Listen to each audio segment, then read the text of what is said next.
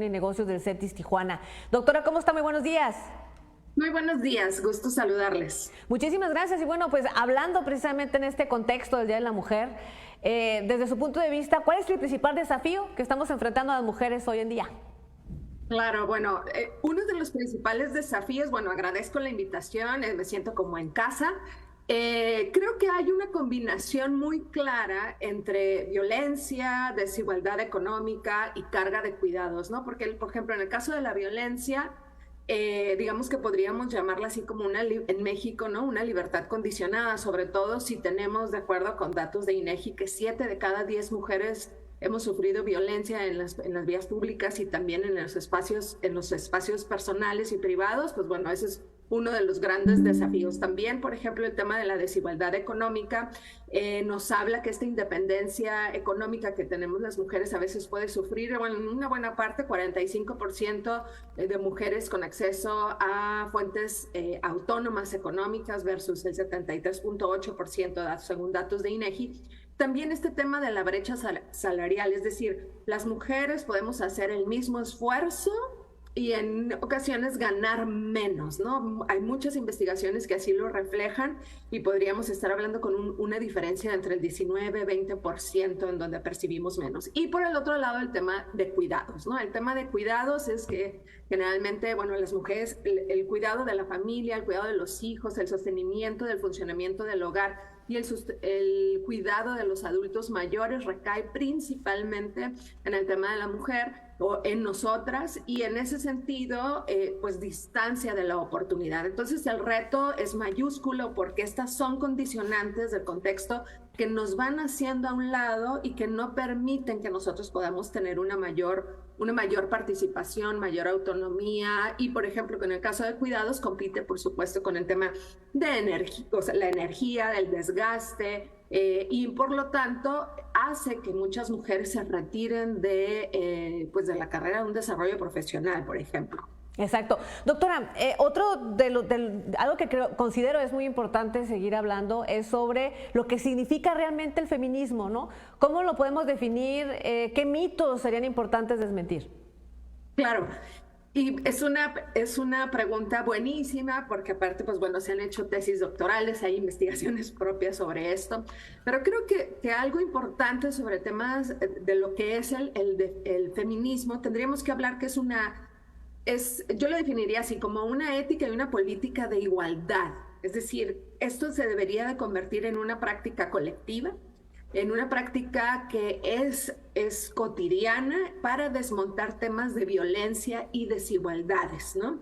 Que fueron ya normalizadas y que de alguna manera también privilegia las libertades para todas las personas. Hay distintos tipos de feminismos, hay autoras muy reconocidas en la región, tenemos autoras muy reconocidas, pero a nivel nacional y latinoamericano y por supuesto global, tenemos muchas autoras, sobre todo que va enfocada a desmontar cómo se produce el género, por ejemplo, cómo el tema del patriarcado se considera como una pedagogía social, es decir, que impone formas y comportamientos no solo a mujeres, sino por supuesto a hombres, y que también imponen condiciones de violencia tanto en las masculinidades. Por eso hablábamos también de nuevas masculinidades en donde hay una apertura para el comportamiento. Entonces, en este sentido, es bien importante entender que es algo más colectivo que busca derechos para la libertad de todas las personas, sobre todo que es una práctica o debería ser una práctica colectiva para eliminar violencias, ¿no? Y por ejemplo, erradicar desigualdades.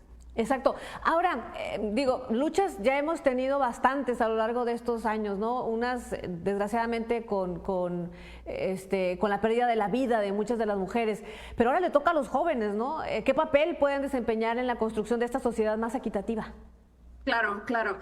Por ejemplo, en el caso de los jóvenes, creo que es muy, muy importante que por ejemplo, haya una participación colectiva, ¿no? En este sentido es aprender cómo a leer el poder, y parte de los mitos que hablábamos es que el feminismo no trata de, por ejemplo, odiar a los varones o a los hombres, sino que estamos en contra de reproducir estos comportamientos, ¿no? Estos comportamientos que son dispares, que provocan esta disparidad. Es bien importante, por ejemplo, que en el caso de jóvenes y todas las personas, bueno, se cree comunidad, que haya redes de cuidado, que dialoguemos, y sobre todo es bien importante no caer, evitar caer en las purezas, es decir, es bien importante disentir, es importante discutir, construir diálogo, porque la igualdad debería de conseguirse en la cotidianidad y no necesariamente como en estos en la polarización, sino es que es construir en las diferencias, entendernos. Y la verdad es que yo considero que los jóvenes o las juventudes están haciendo muchísimo en el sentido de dialogar, de formarse como grupo, de formarse como colectivos. Sin embargo, es bien importante entender que estos grupos de jóvenes tienen que dialogar con otras generaciones, con otros puntos de vista, y es muy importante disentir y aprender a encontrar puntos de encuentro en las diferencias. Creo que podría ser, sobre todo para que la juventud no se quede como en estas manifestaciones, y que lo que se propone como tal defender pues no se dirima en esta polarización. Creo que eso es bien importante. Totalmente, de acuerdo. Se pierde luego la verdadera esencia, ¿no? Por último, a manera de conclusión, doctora, las marchas, el compromiso también de la sociedad con las marchas.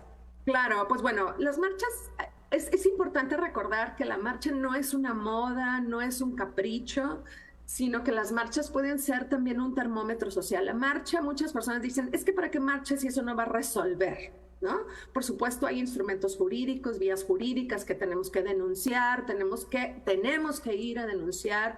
Es muy importante esto, pero las marchas sobre todo estamos diciendo, esto nos duele, es evidenciar algo con lo que no estamos de acuerdo, en donde queremos pues vidas vivibles, a que haya justicia. Es un país en donde ser mujer no sea un factor de riesgo, por ejemplo, ¿no? Entonces, es muy importante, por ejemplo, en el caso de Tijuana, como saben, pues bueno, el 8 de marzo es domingo, la reunión es a la 1 en Las Tijeras, y de ahí empieza a las 3 de la tarde la marcha. También es importante que esta lucha no es solo el 8 de marzo, es de todos los días. Y, por ejemplo, si no puedo conectarme, es muy importante que en la cotidianidad nosotros hagamos referencia a estas cosas con las cuales no estamos de acuerdo. Pero bueno, participar en una marcha es eso, ¿no? Evidenciar aquellas cosas con las cuales no estoy de acuerdo, con aquella injusticia. Y es importante que mientras haya 7 mujeres de cada 10 que sufren violencia, desigualdad, pues es importante levantar la voz, unirnos y formar colectivos para poder participando. Doctora, muchísimas gracias por su tiempo. Ojalá podamos seguir abordando estos temas que son muy importantes. ¿Dónde la seguimos? ¿Dónde la leemos? Muchas gracias. Hasta luego. Hasta luego. Bonito día. Estuvimos pues charlando con la doctora Lorena Santana Serrano.